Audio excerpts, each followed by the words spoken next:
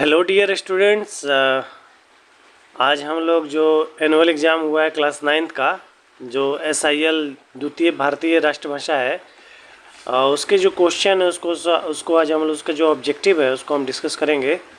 तो चलिए हम लोग शुरू करते हैं। इस वीडियो में हम लोग सिर्फ 50 करेंगे और दूसरे वीडियो में इसका पार्ट 2 होगा, उसमें हम 51 से लेके 100 तक का जो ऑब्जेक्टिव है उसके आंसर के बारे में, सॉल्यूशन के बारे में डिस्कस करेंगे। ठीक है, चलिए सबसे पहले आप सभी को ईद की बहुत बहुत बधाई।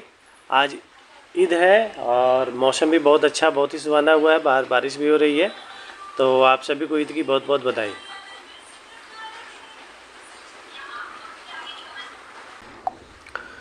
तो चलिए देखिए, यहाँ पे 3 घंटा 15 मिनट का समय है इसमें, और इसमें 15 मिनट का समय जो है आपको क्वेश्चन पढ़ने के लिए दिया जाता है। चलिए देखते हैं यहाँ पे टोटल 100 क्वेश्चन है। आपको एग्जाम में सिर्फ 85 करना है, पर हम यहाँ पे 100 का 100 ही डिस्कस करेंगे। ठीक है, पहला क्वेश्चन है हिमसुक शीर्षक पाठ की विद्या क्या है। मतलब ये कहानी है, निबंध है, नाटक है या कविता है। ठीक है, तो इसका जो सही आंसर हो जाएगा वो क्या हो जाएगा, ऑप्शन नंबर डी। ये क्या है, एक कहानी है। सही आंसर इसका हो जाएगा डी, ऑप्शन नंबर डी। ठीक है, चलिए अगला क्वेश्चन देखते हैं हम लोग। क्वेश्चन नंबर 2, निम्न में से किस शीर्षक पाठ की साहित्यिक विद्या जीवनी है। जीवनी का मतलब जब हम किसी के बारे में, किसी के जीवन के बारे में कुछ चर्चा करते हैं पाठ में, तो वो क्या होता है, वो जीवनी होती है। यहाँ देखिए, नचिकेता, सोना, जन्मदाता और आर्यभट्ट। आर्यभट्ट जो है वो क्या है, वो जीवनी है। उसमें क्या कहा गया है, आर्यभट्ट के बारे में बताया गया है। तो इसका सही आंसर क्या हो जाएगा, ऑप्शन नंबर बी। दूसरा का क्या होगा, बी। तीसरा देखिए, वर्षा विहार शीर्षक कविता के कवि कौन है। इसके कवि कौन है, वर्षा बहार शीर्षक कविता के कवि कौन है, मुकुटधर पांडे। सही ऑप्शन क्या हो जाएगा इसका, option number A, Mukutdhar Pandey. इस वीडियो के डिस्क्रिप्शन में मैंने एक व्हाट्सएप चैनल का लिंक दिया हुआ है, आप उस लिंक पर क्लिक करके उस व्हाट्सएप से जुड़ जाइएगा। जो भी एग्ज़ाम से रिलेटेड आपकी इन्फॉर्मेशन रहती है मैं उसमें डालते रहता हूँ। कब आपका एग्ज़ाम है, कब रजिस्ट्रेशन का फॉर्म है, कब एडमिशन होगा, सारी डिटेल आपको मिलती जाएगी क्लास से रिलेटेड। तो आप उस चैनल को ज़रूर से फॉलो कर लीजिएगा। इस वीडियो के नीचे डिस्क्रिप्शन में मैं उसका लिंक डाल दूंगा। चलिए अगला देखते हैं, 14 नंबर क्वेश्चन। निम्नलिखित में से कौन शीर्षक पाठ विद्यापति के द्वारा रचित है। मतलब कौन से इसमें पाठ, यशस्विनी, मानव बनो, शक्ति और क्षमा और गंगा स्तुति, इनमें इन चारों में किसकी रचना जो है वो विद्यापति ने की है। तो विद्यापति ने की है किसकी, गंगा स्तुति की। ठीक है, गंगा स्तुति की रचना की है। चौथा का क्या हो जाएगा, चौथा का ऑप्शन नंबर बी हो जाएगा सही आंसर। पांचवा देखिए, निम्न में से कौन शीर्षक पाठ कहानी है। ऐसे ऐसे जो वो नाटक है, बचपन के दिन, आर्यभट्ट, जन्म बाधा। कौन सी कहानी है, तो 5 का क्या हो जाएगा, ए, जन्म बाधा। ठीक है,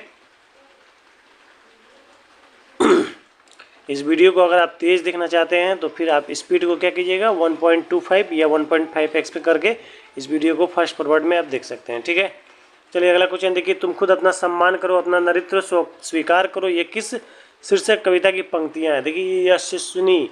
ठीक है, यशस्विनी की ऑप्शन नंबर सही आंसर क्या हो जाएगा, डी हो जाएगा।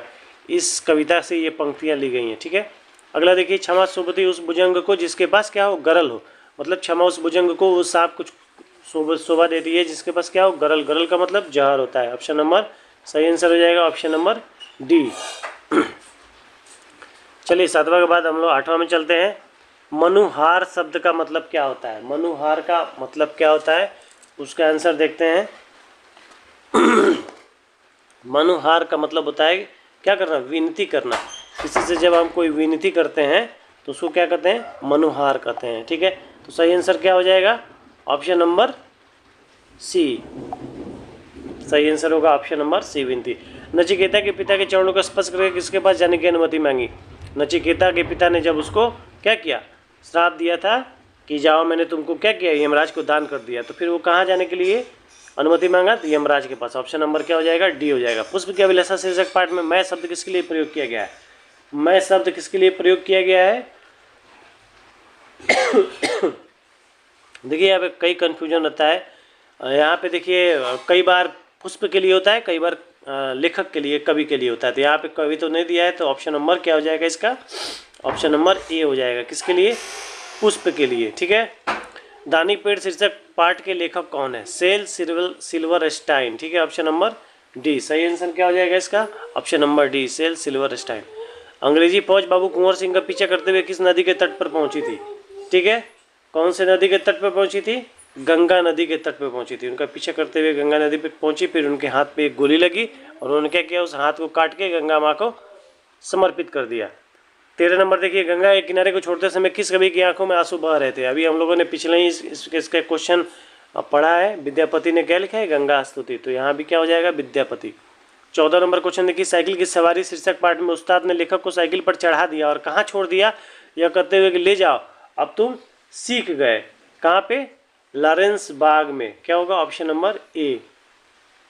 भूतपूर्व राष्ट्रपति एपीजे अब्दुल कलाम की पुश्तैनी घर रामेश्वर की किस गली में बना हुआ था? कहाँ बना हुआ था? ऑप्शन नंबर डी, मस्जिद वाली गली में। ठीक है, चलिए 16 नंबर क्वेश्चन हम लोग देखते हैं। अब वर्षा बहार शीर्षक पाठ में कौन वन में नृत्य करते हैं? देखिए, मेढक तो नृत्य नहीं करते हैं, हंस नहीं, मोर और किसान। क्या होगा यहाँ पे? सही आंसर हो जाएगा मोर। ठीक है, चलिए अगला क्वेश्चन देखते हैं हम लोग। 16 हो गया, 16 के बाद हम लोग चलेंगे कहाँ पे? 17 नंबर क्वेश्चन पे। योजना अनुसार राणा दूसरे दिन कहाँ के नकली किले को जीतने के लिए सेना को लेकर चल पड़ा? कहाँ चला? तो आप जानते हैं ये बूंदी का जो किला था उसी को जीतने के लिए नकली किला बनाया गया था। कवि कबीर के अनुसार किस तरह का व्यक्ति टूटता है तो जुड़ता नहीं है? किस तरह का व्यक्ति जो है वो टूट जाने के बाद दोबारा जुड़ता नहीं है? दुर्जन व्यक्ति। जो भी दुर्जन व्यक्ति होते हैं वो एक बार टूटने के बाद क्या होता है? दोबारा नहीं जुड़ते हैं। चलिए, जन्म बाधा शीर्षक पाठ में माँ की तरह क्या नहीं बना पाने के कारण गुड्डी रोज डांट सुनती थी? क्या? रोटियाँ। उसकी माँ बहुत अच्छी रोटियाँ बनाती थी और गुड्डी क्या होता था? गुड्डी अच्छी रोटियाँ नहीं बना पाती थी, इसकी वजह से उसको क्या डांट सुनना पड़ता था। धीमर शब्द का अर्थ क्या है? धीमर का मतलब होता है सुस्त। नहीं कहता लो बहुत धीमा है, बहुत भोदू है, तो धीमर का मतलब होता है सुस्त। ठीक है,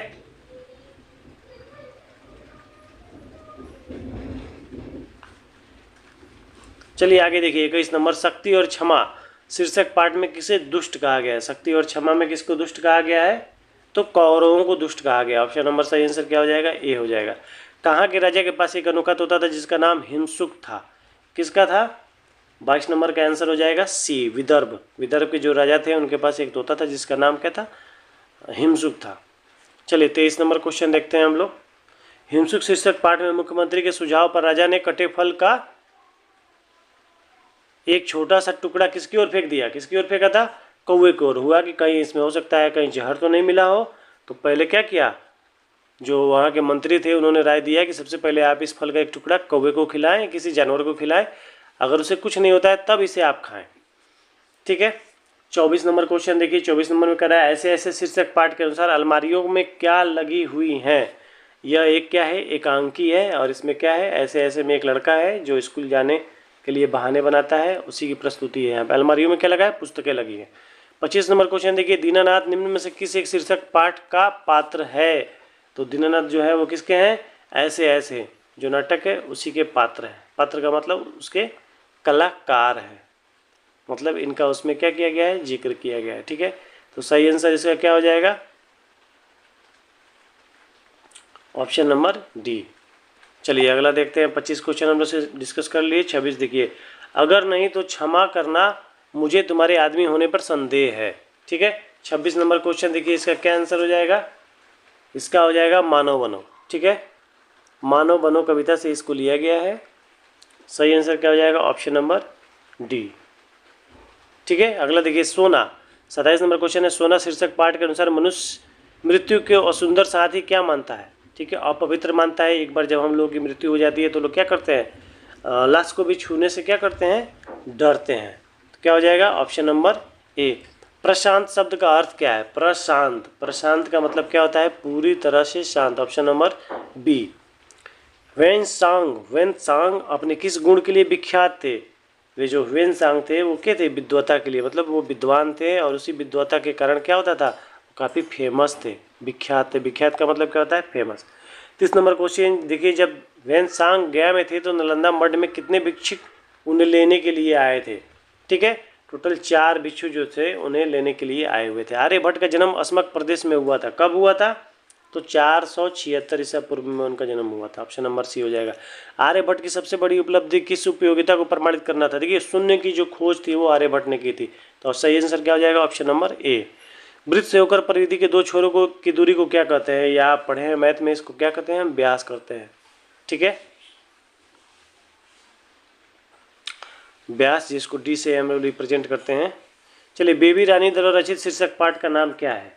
तो बेबी रानी ने क्या लिखा है? यशस्विनी। यशस्विनी को क्या किसने लिखा है? बेबी रानी ने। 34 क्वेश्चन हो गए। चलिए 35वां पे हम लोग चलते हैं। समाज सेवा के क्षेत्र में अपना परचम लहराया है, किसने लहराया है? किसने लहराया है? तो समाज सेवा। बात ये यहाँ पे समाज सेवा की, तो किसने किया है? तो आप नाम सुने होंगे एक मदर टेरेसा का।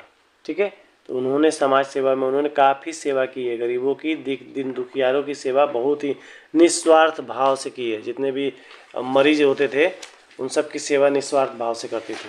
चलिए आगे देखिए, बद्रीनाथ की यात्रा में महादेवी वर्मा अपने पालतू जीवों में से किसको अपने साथ लेके जाने का निर्णय की थी?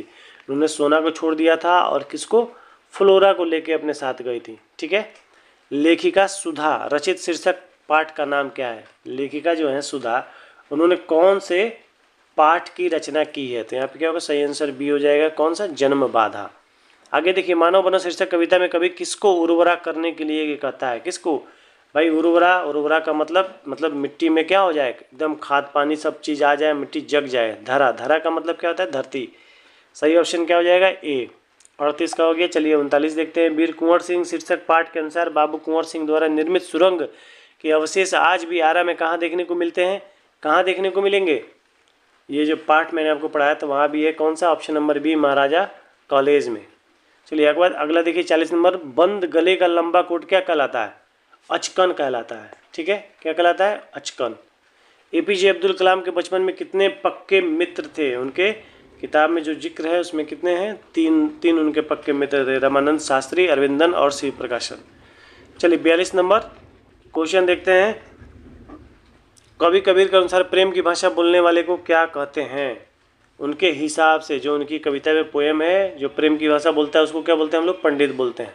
ठीक है, वहाँ पे देखिए लिखा हुआ है, पोथी पटपट जग मुआ, पंडित भया न कोई, ढाई आखर प्रेम का पढ़े सो पंडित होए। मतलब प्रेम का जो भाषा बोलता है ढाई अक्षर, वो क्या हो? वो पंडित कहलाता है। आगे देखिए 43 नंबर। नचिकेता शीर्षक पाठ के अनुसार यमराज अपने मुख्य द्वार पर किसको देखकर चिंतित हो उठे? किसको देखा उन्होंने? ऋषि कुमार को। मतलब ऋषि के एक बच्चे को, किसको? नचिकेता को देखे। सही आंसर क्या हो जाएगा? Option number B. भारत ने अपने पहले कृत्रिम उपग्रह का नाम किस महान वैज्ञानिक के नाम पर दिया? देखिए आर्यभट्ट का हमारे जो भी विज्ञान के क्षेत्र में, गणित के क्षेत्र में काफ़ी योगदान है, तो उन्हीं के नाम पर जो पहला हम लोग का उपग्रह लॉन्च हुआ उसका नाम आर्यभट्ट दिया गया था। ठीक है, चलिए 45 नंबर क्वेश्चन देखिए। नालंदा में वैनसांग को वृद्धशील भद्र से मिलने देने से पूर्व कितने भिक्षुओं ने विभिन्न प्रकार की जानकारियाँ दी थी? सही आंसर हो जाएगा ऑप्शन नंबर डी, 20। ठीक है, कितनी दी थी? तो 20 लोगों ने दी थी। ठीक है, चलिए अगला क्वेश्चन देखते हैं 46। दानी पेड़ शीर्षक पाठ में बूढ़ा कहाँ पर बैठ के सुस्ताने लगा? देखिए जो पेड़ का ठुंठ था, ठुंठ, उसी पर बैठ के क्या होता था? बुढ़ापे में आके सुस्ताने लगा। ऐसे ऐसे शीर्षक पाठ का मुख्य पात्र मोहन किस क्लास में पढ़ता है? मोहन जो है वो किस क्लास में पढ़ता है? तो तीसरी क्लास में पढ़ता है। ऑप्शन नंबर क्या हो जाएगा? सही आंसर ऑप्शन नंबर डी हो जाएगा। पशु मनुष्य के निश्चल स्नेह से परिचित रहते हैं, उनकी ऊंची नीची सामाजिक स्थितियों से नहीं। यह पंक्ति कौन से शीर्षक पाठ से है? तो ये जो पंक्तियां हैं वो सोना से रिलेटेड है। ठीक है, अगला देखिए, भाग्य पर इठलाऊं का कौन सा अर्थ ठीक लगता है? भाग्य पर इठलाने का मतलब होता है भाग्य पर क्या करना? गर्व करना। ठीक है, भाग्य पर अपने गर्व करना। सही ऑप्शन ऑप्शन नंबर बी हो जाएगा। चलिए आगे देखिए 50 नंबर क्वेश्चन देखिए। साइकिल की सवारी शीर्षक पाठ में लेखक से किसने कहा कि मुझे तो आशा नहीं कि आपसे यह बेल मत्थे चढ़ पाएगा? भाई कौन कहेगा? पत्नी को छोड़कर कोई थोड़े कहेगा क्योंकि पत्नी को अपने पति पे बिल्कुल भी विश्वास नहीं रहता है कि अरे इनसे होगा नहीं होगा। चलिए सही आंसर क्या हो जाएगा? ऑप्शन नंबर ए। अगले वीडियो में हम लोग बाकी का 51 से लेके 100 क्वेश्चन को डिस्कस करके इसका पार्ट 2 अपलोड करेंगे। चलिए तब तक के लिए बहुत बहुत धन्यवाद। वीडियो को अपने दोस्तों में शेयर कीजिए, दूसरे स्कूल के जो बच्चे हैं उनको भी शेयर कर दीजिए। ठीक है, चलिए आगे जो 51 से 100 है उसमें सिर्फ व्याकरण है, उसको हम लोग और अच्छे से डिस्कस करेंगे। वो आपके क्लास 10th के लिए बहुत ही इंपॉर्टेंट है। अभी के लिए चलिए थैंक यू।